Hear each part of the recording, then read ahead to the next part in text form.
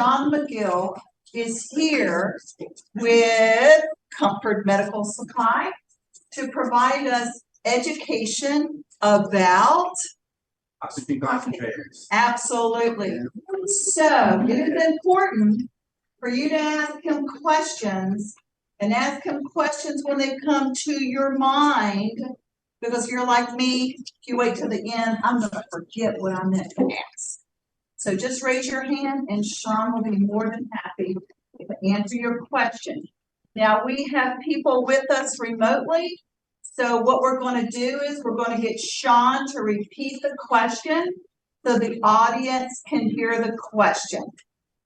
Sean, I'll turn it over to you, my dear. Thank you. Thanks for being here.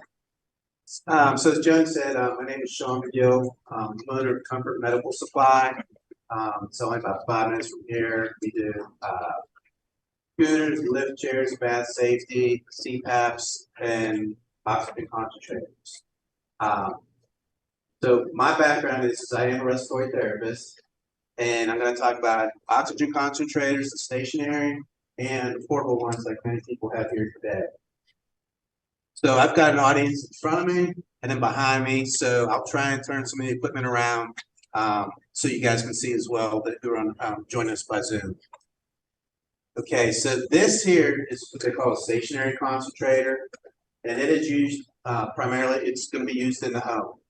It creates its own oxygen, runs on continuous flow. Typically, they're 1 to 5 liters. When we say liters, they'll use a setting called liters per minute. That's the amount of volume of oxygen coming out of these machines. Now, these machines are designed to run 24 hours a day, 7 days a week, 365 days a year. What they do is the atmosphere is supposed to be made up of about 21% oxygen. The rest is primarily nitrogen and a few trace elements.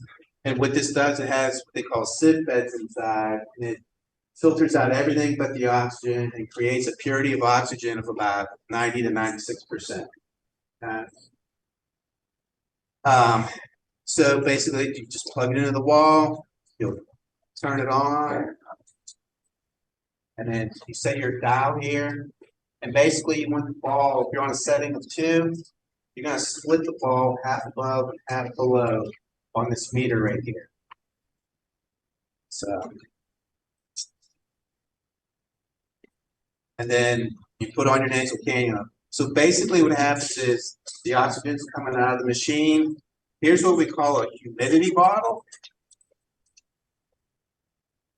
The humidity bottles, when you fill it up with distilled water, there's a maximum line.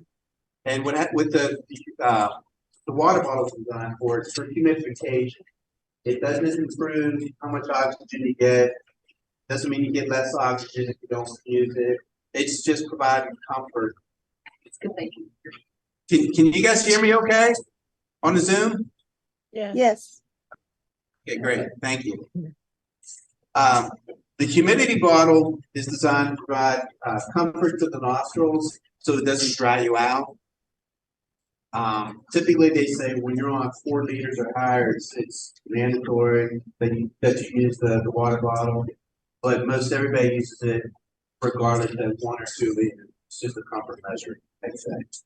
And then what happens is typically people have 50 feet of tubing coming off of this port right here, and that'll allow you to go 50 feet one way and 50 feet the other way if you're usually centrally located to where you're primarily oxygen.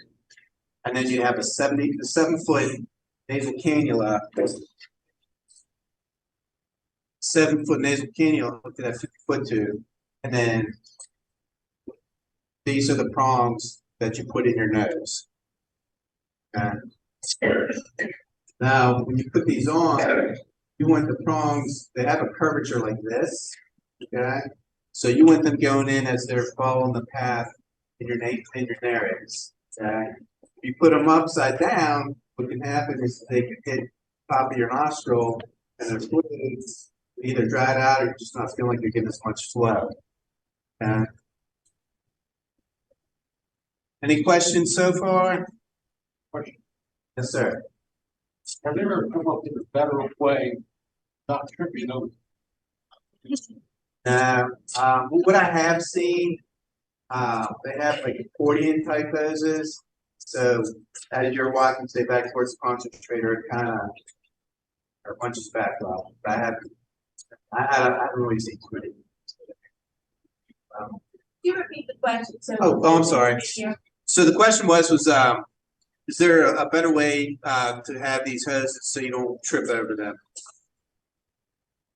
And the answer was, the only thing I've ever really seen is I've seen accordion type hoses where, you know, as you pull away from it, it expands, and as you walk back towards the concentrator, it bunches back up.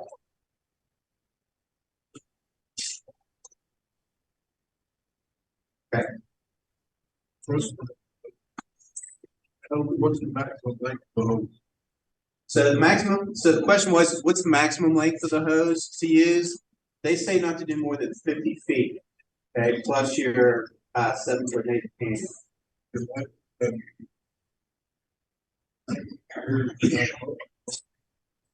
Yes. By itself, it's like a, Yeah, it's like flex wood. But that have to add to it too, right? Adds to the, no, that's okay. That's allowed. That won't hurt if you're going beyond that.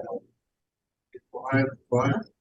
So the next question was, do they go higher than 5 liters as far as the concentrators? There are concentrators that go up to 10 liters. Those, I mean, the majority of the people are going to be at 5 liters and below. People that might be on 10 liters might have like pulmonary fibrosis, something where, you know, the oxygens have a difficult time crossing membrane into membrane. But there are. My five. Yes, ma'am. Okay. My question was, how often could you change the? Yeah, the question is how long should you change the piece that goes into your nose? So the piece that goes into your nose is called the nasal cannula. That's going to vary and depend. I mean, I've heard them say, you know, once a week. Basically, if you clean them, you know, sometimes if we're having some nasal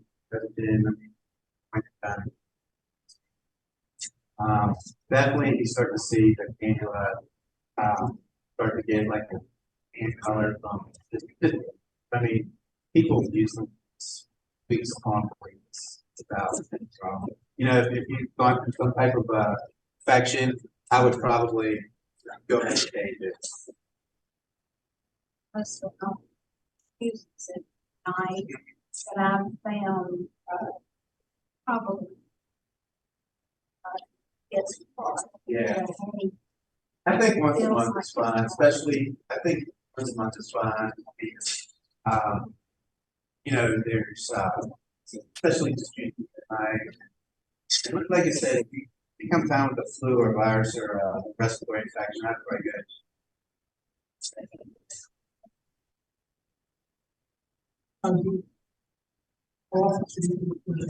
Is the bigger tube? I think they would say every 6 months. There again, and again, the question was how often you change the long supply tubing, like the 50-foot tube. You know, I think they say it's about every 6 months or so.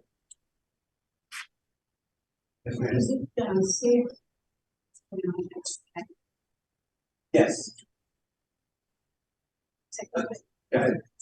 I'm sorry. Her question real quick was, is it safe to have oxygen on when you're driving? And the answer is yes. I mean, the one thing is that oxygen provides, you know, the oxygen is giving you oxygen to the brain. So, you know, it's always good to have, you know, not to deprive your body of oxygen, and you know, the brain loves to use oxygen. The water. Is the next thing we consider minimum? Yes, on the water bottle, there is listed a minimum and a maximum that you fill it to. Again, you want to use distilled water.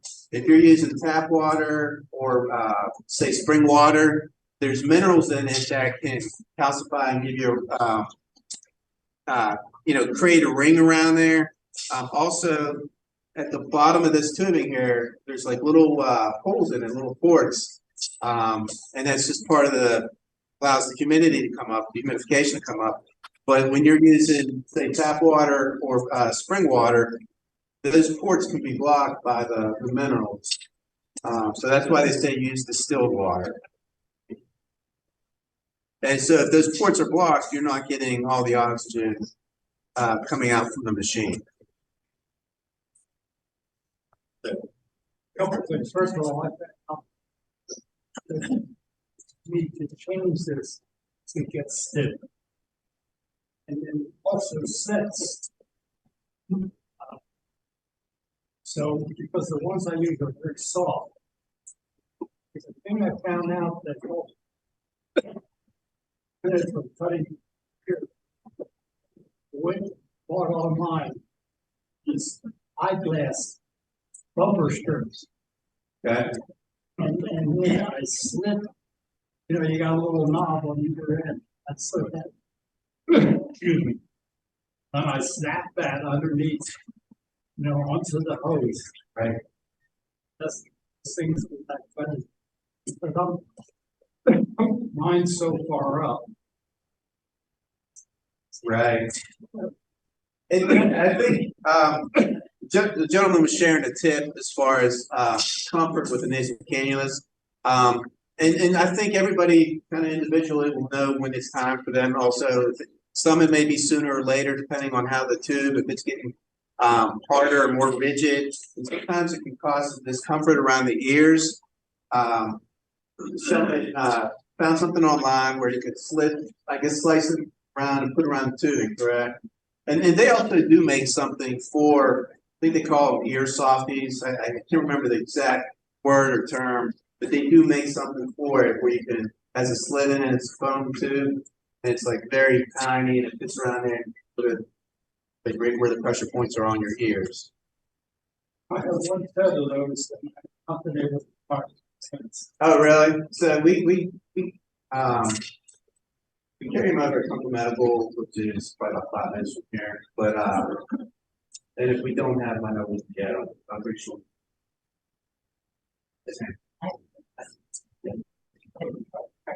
Okay. Okay.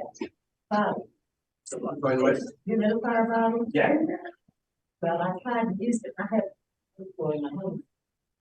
Trying to tighten it and to make it work. I had it go, you know, I had it on again. Good. And next thing I know, I had to it right around. Well, I think Tighter. well, there's also something else may have happened. And I was going to cover that a little bit of troubleshooting, but with what this young lady was saying is she has a difficult time tightening the bottle, and if she couldn't get it tight enough, she wasn't getting the flow of oxygen. What can also happen is this may have been it if your hands weren't able to. Sometimes these can get cross-threaded, and you think you have it on there right. It creates a gap. You know, it's tight down here, but on the other side, it's not. And so what happens is flow is leaking outside the lid here, and you don't feel like you're getting oxygen coming or strong flow. How often do you clean those out? Like once a week is what they recommend. And then the other question I think, the next thing. Yes, ma'am. But anyway, I think found out this week that Lisa made EBT is not really helpful. So I started looking online, they do make silicone. You know if they're in. So these ones here, it's going to be so the question was as far as nasal cannulas, they're made with PVC, and she was wondering if there was ones that were made with silicone. So these have the PVC, and then the part that goes up into your nostril is made with silicone. Oh, really? Yes. Yeah.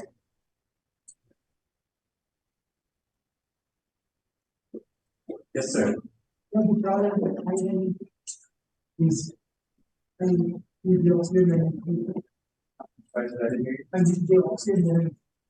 Knox Center. So it sometimes comes off. So the question is, how do you keep your oxygen on at night? Sometimes it may fall off. You can either get there's like skin tape, and then like it's like a paper tape.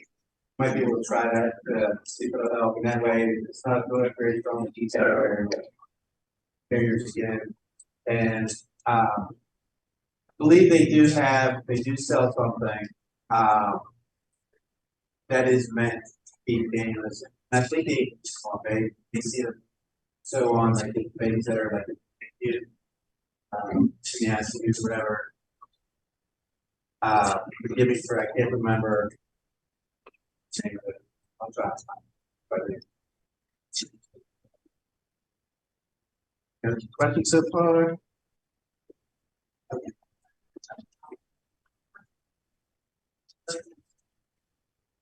Okay.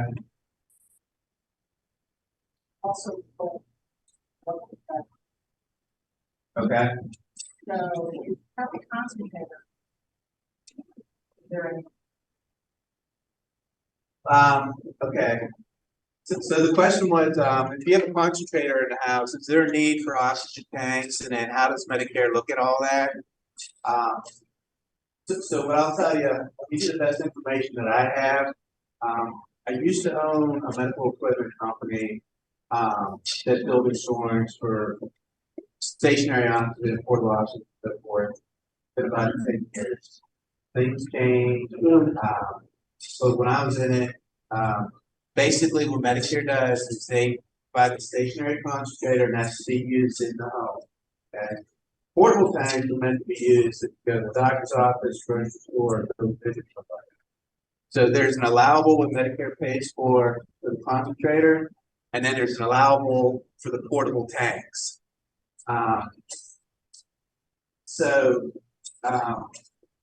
If you're not using tanks out and about, would you qualify for them? If you're going to pay for them, what I would do is hold on to them because you never know. Once you turn them in, and all of a sudden, if you need them months later, you got to wait to get the process with the doctor, get qualified for them again. At the same time, if your power goes out, working, you still have those tanks to use. So the power comes back on, you find another place to go to, concentrator where there is power. Now the companies are supposed to provide what they call a backup tank. The power goes out. Sometimes, power's out for 24 hours, and it depends on the size of the tank that the company gives you. That backup tank may not be enough. That answer your question? So I mean, mainly like if the portable tanks are not meant to be inside the home. When I would use those, it was froze or the power went out.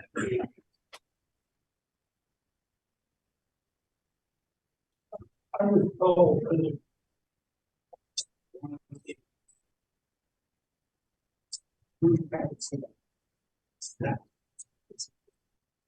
once this whole thing and all switched in. Gotcha. 76 things. 4 6 a week. Right. So it's came back. Nada. Yeah. You can zoom the backup. Yeah. Sir. I had one of these. When I was honest. I had backup tanks. Going out. Well, I had tanks going out. Right. I had big ones and when I got the concentrate, portable concentrate, I could carry with me. They didn't do anything with all my tanks. Like you still have it. I still have it. Respond to me in case you have it. I don't have any of that. Okay. Okay. But I'm just saying that they didn't do anything about Right. all 3 categories of oxygen. Right. So it was a storage problem at one time. Right. with oxygen and medical equipment companies, they're called durable medical equipment companies that provide anything from hospital beds to wheelchairs to oxygen equipment. Have really changed over the last 10 years. It's hard to find a small business company, small business person running one of those companies. There may be one left, but there used to be about 10 or 12 companies that were all small business mom and pops, is what they call them. They're all owned by one or two national companies. And sometimes we'll still keep the name of that prior company, like Robertson Oxygen, owned by a dad. Clay Home Medical, I believe, is owned by a dad. I mean, it just goes on. All the companies, they're still owned by a national that kept their name. It gets harder the bigger you get, that customer service, and commitment by the company to do what they say they're going to do gets harder. All right, I was just going to go on to, yes, sir. When I worked on the trail, I have a tank of water. And I have when I walk in my neighborhood, it's having back to 6, and I have to stop every door. That puts about 100% oxygen. Yeah.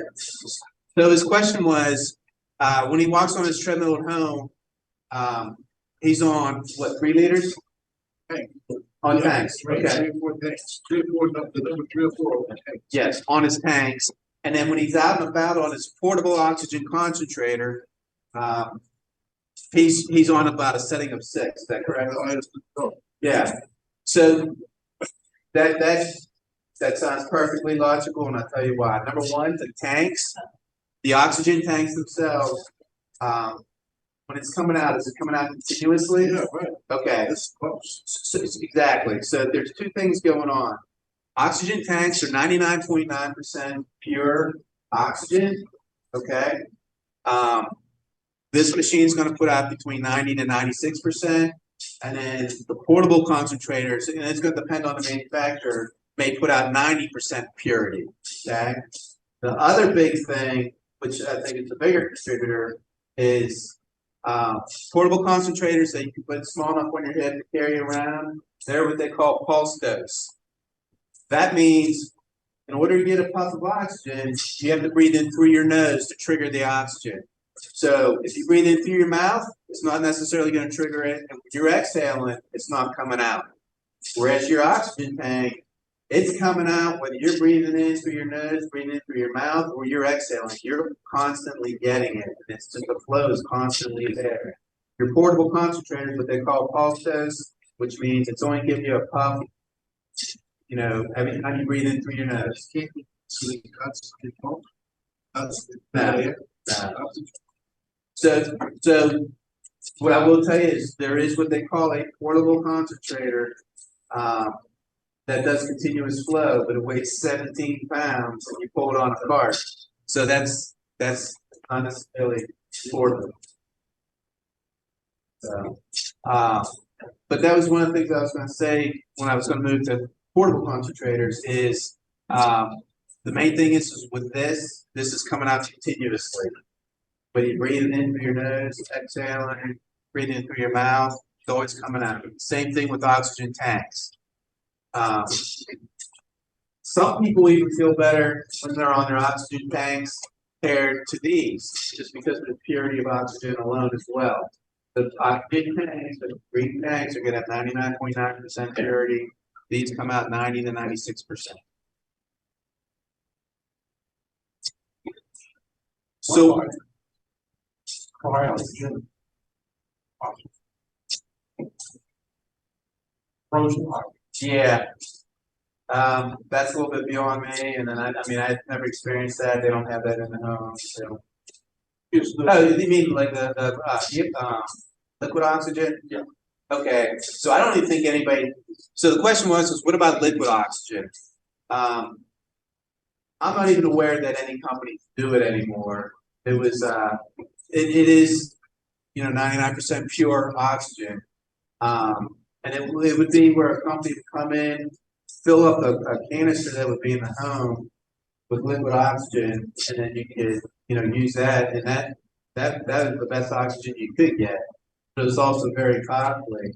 And one of the things, unfortunately, with Medicare cuts is that was one thing that kind of went by the wayside because of its cost. There is not a demand by an individual for that type of supply.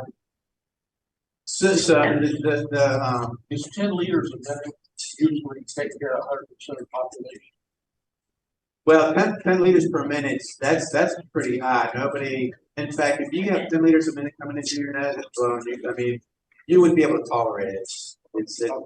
I mean, just that's a high flow coming in.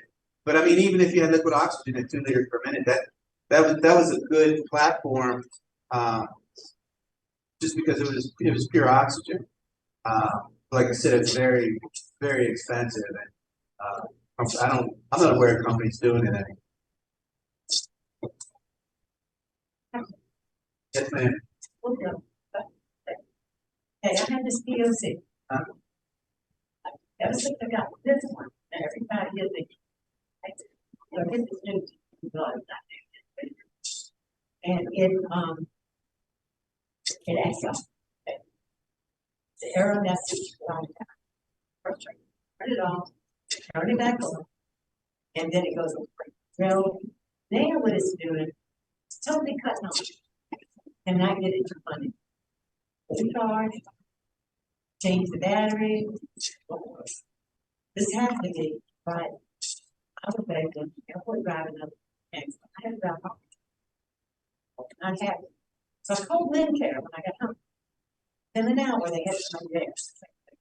God told me what I want to do is remove the battery, put the battery back in, and then plug it up and then go work. And what kind of mess is that? That's it. It didn't, it was working. Yeah. But now I have to carry a tape. Right. Right. And one carrying it. Because of this two thing. Could you help me explain those problems I had? Basically, what we were trying to find out was anyway. Said, well, they just act up like that. So Does anybody else who just cut off one, they won't work? the one thing with medical equipment and to get into electronics, you can expect them to fail at some point.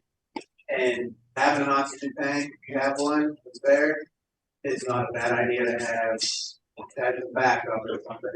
Did everybody share one? If you have one, and just because if the battery runs out, for whatever reason. Now these devices also have car charging, so you should be okay, be able to plug it in, with the battery issue. But just anything electronics, we know they can fail. This job. But if your tool that's doing fail, I would put the issue Yes. then to find a solution. I will talk to them. Absolutely. So whatever the POC is, that oxygen, I mean, they may be like a reset feature now sometimes when I know before when I had DirecTV, they told me to unplug the receiver, wait 30 seconds, plug it back in. So I don't know if that's their thing to get it going again. But yeah, that was what you said, continue, push the issue to have them get it. Well, you know what they do if you notice there now? They take your bag and wait for another one. Yeah. Yeah. Yeah, it's all tricky with back in the day, they were pushing companies like I don't know, buy these portable concentrators because they're very, very expensive. The reimbursement for not kind of portable very low. I mean, it doesn't cover the cost of concentrator. But the thought process was you're eliminating, say, labor, having to buy tanks and deliver them. That's your process. I think kind of what happened is a combination of sometimes, not everybody, and I'm not saying anybody here, but like sometimes people would take care of the equipment because they didn't own it per se, and if it gets kind of pushed around and thrown in the backseat or what have you, those things aren't meant to be done like that. And sometimes I think people are incurring a lot of costs trying to get their fixed. They weren't even paid for by Medicare. Technically, there was liable to pay for it, but it was just, so I think people will back off on getting it to Medicare. Would be my assumption. So, just there. How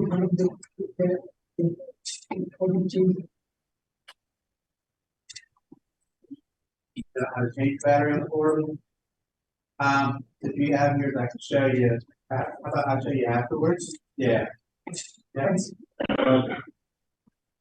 The question was how to change a battery on a portable concentrator, and we're going to cover that after the session. Okay, here's something else to think about. It's futuristic, you know. Definitely going to show you how to do it. Here's something you need to make sure that whatever suppliers you get your stuff from, you make sure you know how to operate it and maintain it correctly before they leave. And guess what? Don't hesitate to ask that question many times so that you clearly understand. And then after that, you always have the right to call them and have them re-explain anything. If you're not getting the service that you need from company A, you can switch to company B. Who's that other than? Yeah, so real quick, to reinforce her point, always be an advocate for yourself. And it's, you know what, it's going to be easy for them because they're on the other end of the phone. But if you don't get the answer you want the first time, call back the second time. Make it something different, but just keep pushing for yourself. And then as far as providers, this is kind of what I was talking about. With the attrition of small companies, there's less competition.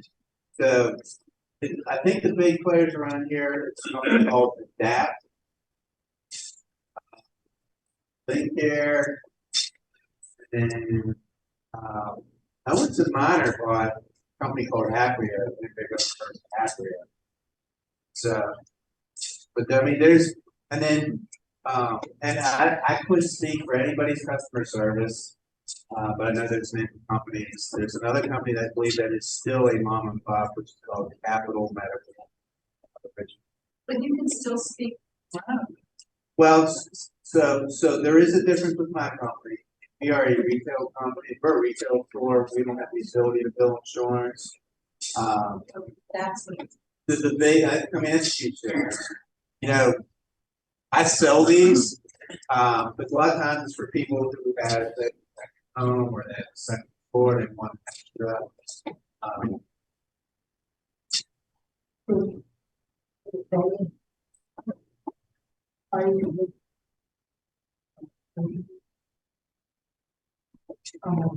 Did not have the budget.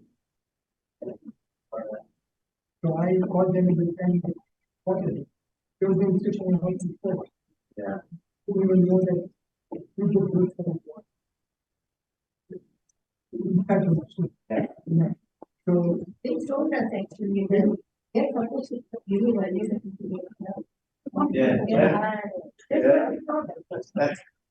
That's insane. that is insane.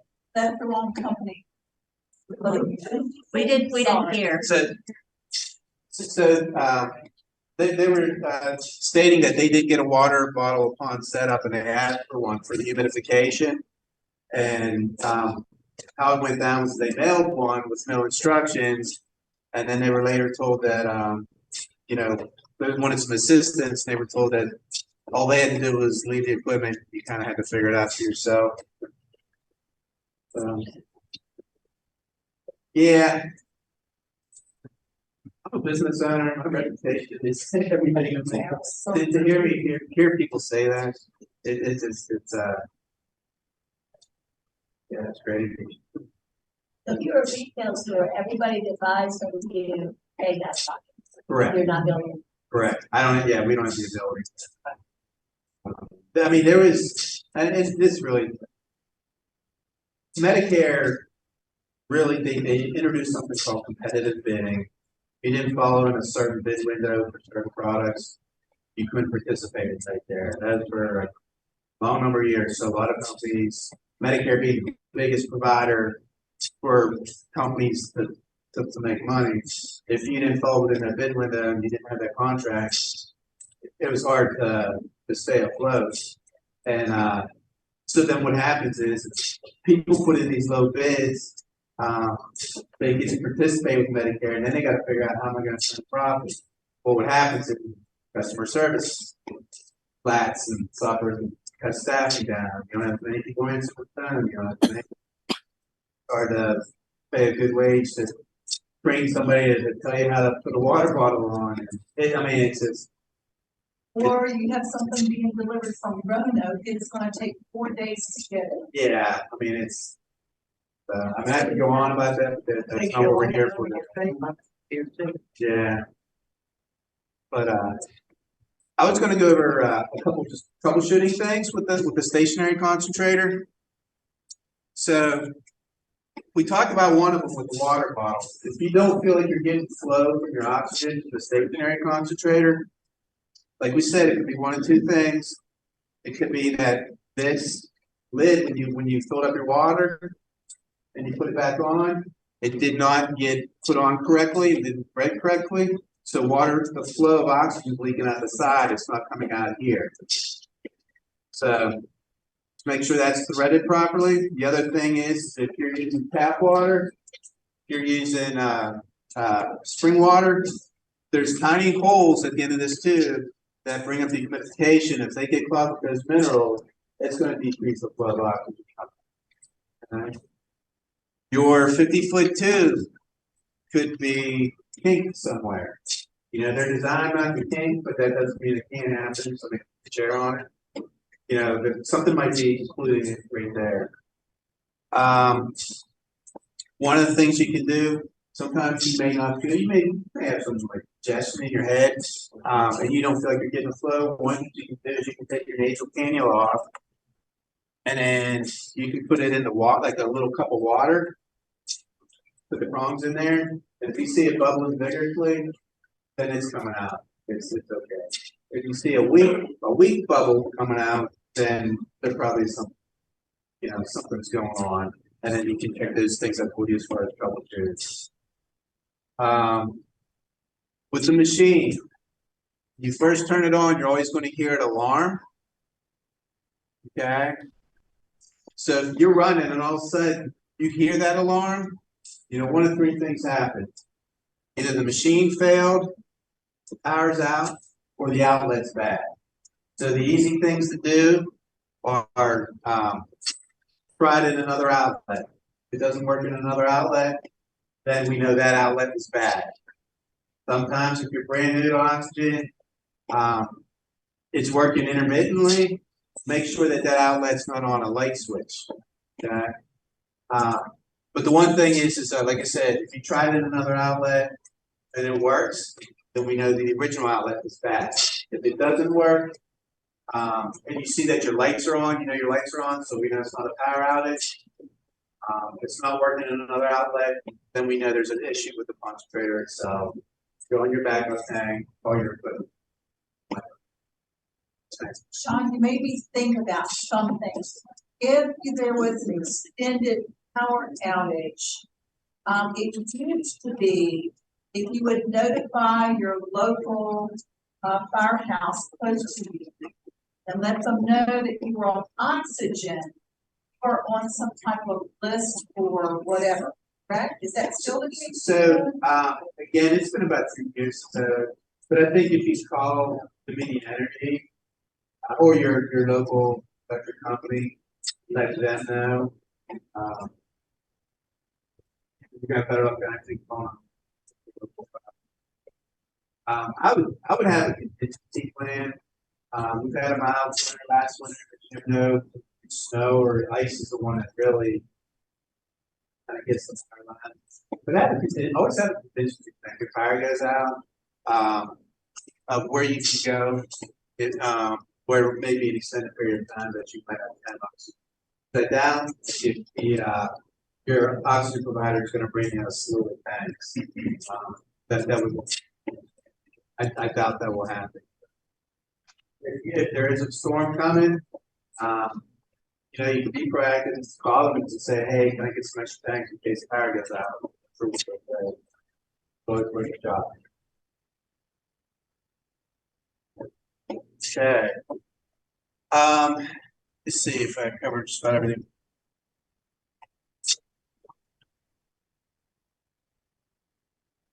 Okay. Yeah, and really the main thing is if you're having a problem or an issue with your water bottle, you don't have to run it with oxygen. You know, if you need to get a new water bottle with cracks, what have you, you just take your tubing off of the water bottle here, you plug it onto the nipple of the concentrator. So again, the water bottle is not going to improve how much oxygen. It's not going to. You don't use it to meet your less oxygen. It's just more of a comfort. I was going to move on to portable concentrators. If everybody's good. Any questions with the stationary before I move on to portable concentrators? No. Okay. So I do see a few people with some imaging concentrators. That's what these are here. So we briefly talked about portable concentrators, the ones that fit on your head that you can carry around or with a backpack. They are going to be what they call pulse dose. Again, that means you breathe in through your nose, it triggers the oxygen. It does not come out continuously. It just gives you a puff or a pulse of oxygen. Depending on the concentrator, it might be a setting of 1 to 3 or 1 to 6. Other POCs, portable oxygen concentrators, they may have higher settings. It's going to depend on the manufacturer. So whereas you may feel like you're good on 2 liters on a stationary concentrator that has a continuous flow coming out, on your portable concentrator, you may need 3 or 4. Again, that should be discussed, you know, with your pulmonologist or your doctor who's prescribing and monitoring your oxygen therapy. These concentrators, they can weigh as little as 2.8 pounds, and then they can go up to, you know, almost like 5.8 pounds. So what determines that? A lot of times it's going to be the weight of the battery. There's on these they have what they call single batteries or double batteries. So this is considered a double battery. It's not going to last as long, but it's going to make the weight of the concentrator lighter. How long they bring us? So this is going to be the one that, this one here, since it has a double battery, weighs 3.8 pounds. It only goes up to a setting of 3. Okay. So if you're on a setting of 3 already, wouldn't want to get one with a setting of 3 because there's a chance you may need 4 or 5. You may outgrow it quickly. But on a setting of 2, I don't have my chart with me, but I know on a setting of 2, it's going to last about 4 to 4.5 hours. This one, again, it has a double battery. And on a setting of, so it weighs about 5.8 pounds, so let's just say 6. On a setting of 2, it's going to last about 10 hours. Did you say, are they rechargeable batteries? Yes. So what that means is, basically, if you're at home, you go on your stationary concentrator, plug it into the wall, and then it can charge, you know, while it's at. You can also plug it in your. Oh no, I'm sorry. The question was, are those batteries chargeable? And so what I explained is, yes, these batteries are chargeable. There's a cord that you can plug into the wall that plugs into the back of the concentrator. and it will charge the battery. When you can use it in your vehicle while you're driving, and it's going to charge as well. And these also you can buy as an accessory, like you call like an off-board charger. So if you had an extra battery, you can charge one battery, and you can still even charge the other battery into it.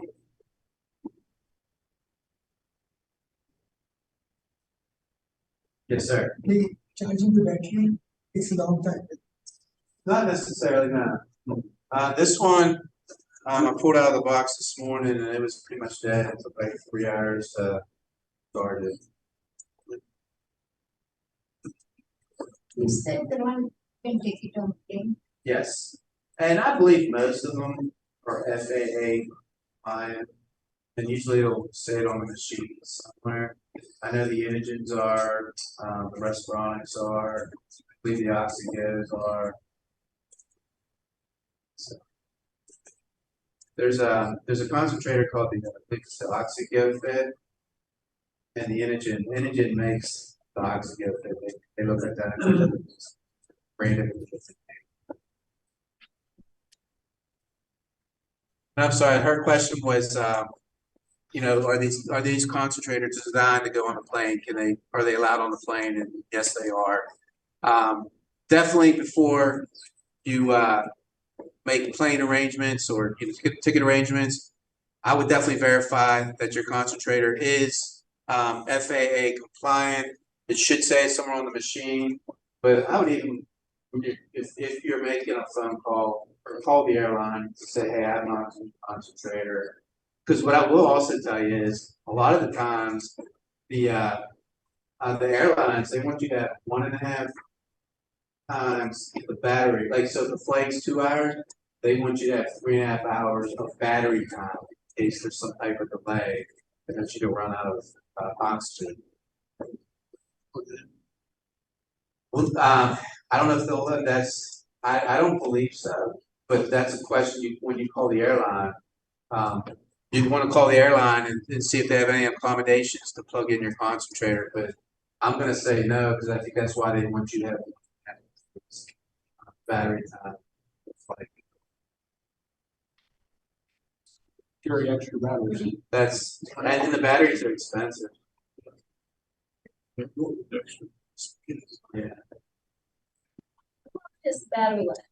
Like if you go event, that's charge. And so it's going to depend on your setting. And I wish I did have the setting. The 4.5 hours. So like on this one here, a setting of 2, which is a typical setting. This one's going to last about 4.5 hours. Okay. On this one here, it's going to last about 10 hours. So it has a double battery. Believe it or not, this has a double battery too, but it's a much smaller platform, so it's just a profile, so it has less battery. You see what I'm saying? The battery is much bigger on this one because of the size. So the bigger one is obviously heavier. It's gonna be about twice as much. So, well, this one's about 4 pounds, and this one's about 6 pounds. And then I'd recommend if you're using the portable concentrator, find a 4-foot nasal cannula. A lot of times, what comes with your concentrator home is a 7-foot one. Sometimes actually 3 feet just get in your way and come up on. As you're trying to maneuver in and out of the car, you don't want to take a chance of tripping over it.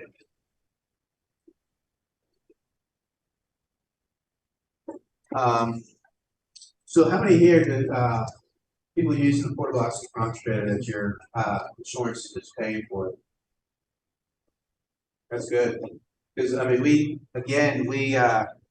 sell it, and a lot of times people are saying my company says I can get one, but it's going to be 6 months before I can get one, and a lot of times I think that's kind of I'm going to make you wait it out and see if you actually.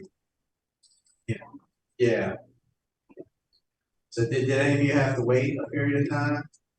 Well, they said I was gonna have to wait, but I talked to the manager. You advocated for yourself. Because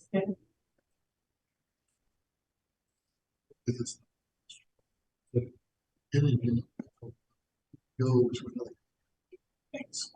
You have to Medicare would be. That is correct. Okay, so then I have a question for you then. How much are the tanks and that cartridge? Okay. So his question was, is can you have more than one oxygen provider? One person paying, or one company paying for, say, the concentrator, and one company paying for the tanks. So the answer is, Medicare will only pay for one provider. And the answer to the other question is, I mean, we don't sell tanks. Nobody sells tanks. Pardon me? No. So we don't. These kind of. Pardon We me? don't do the tanks. Correct. At all. What I'll tell you is there's a lot of regulation with the tanks themselves. The tanks are expensive to buy, so it's one of those things that you have to have a big oxygen base in order to benefit from providing this. Like you have to have a big patient base to be putting them out, taking them back, and filling them. But there's also a lot of regulation as far as having those tanks filled. So I mean, I'm not aware of anybody who just go to a place and say, I want to rent 2 tanks for a month, or. That's what I need to work. Can't work with this. So do you get your oxygen through Inogen? Yeah. Okay. So that, I mean, that is, and Inogen is nice where you can have the concentrator and the portable concentrator do them. But where they do limit you is if you want to go to tanks, They don't have. they don't have it. That's when I found out that Medicare will not pay for Right. another company. Thanks. Right.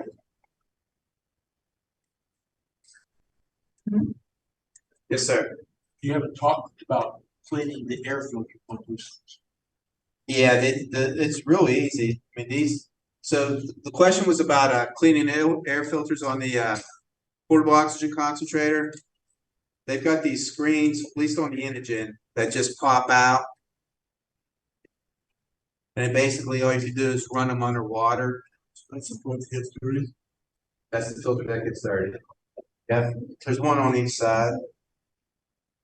Yeah, And that affects the performance. that can definitely affect the performance. Yes. How often do they need to be changed? They get dirty. Yeah, and it's absolutely right. When you see, yeah. But They get that earth is got some dust. yeah, you can just run water through it and then you just dry with a damn towel, paper towel. Yeah. Oh, okay. Leaving, that's very important, cleaning. Yeah. Don't add it again.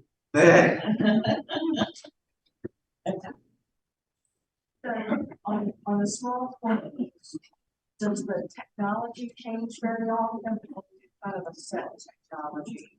So far it's set. But,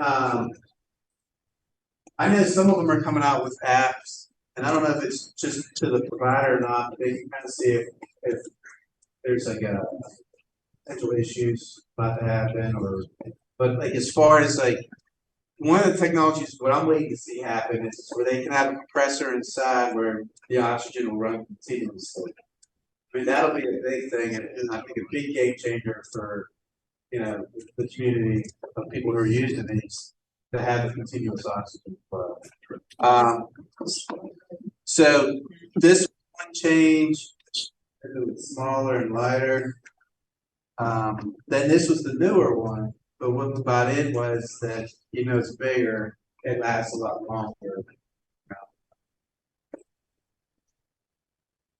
And here's the moment.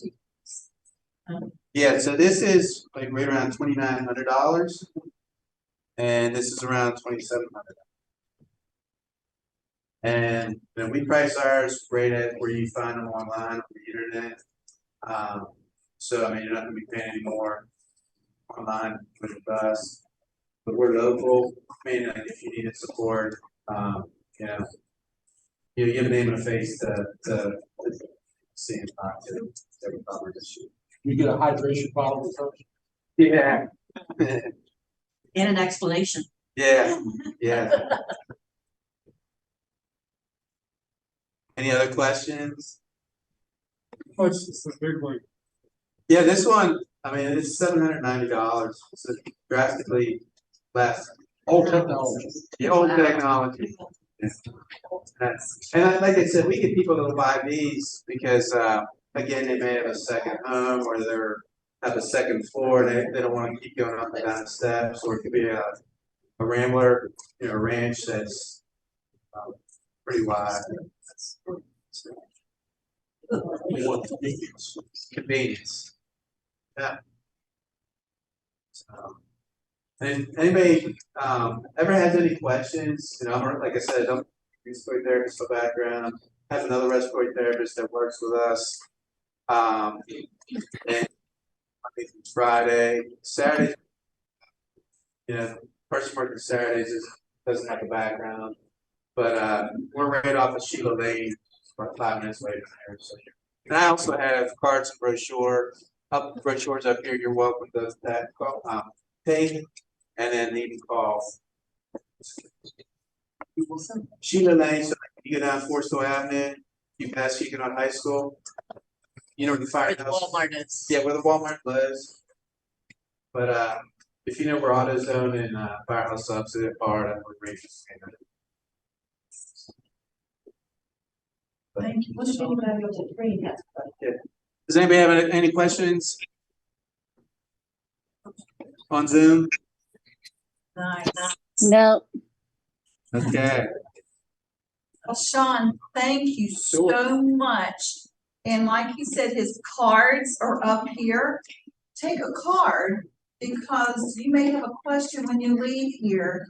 And he's a great provider of education.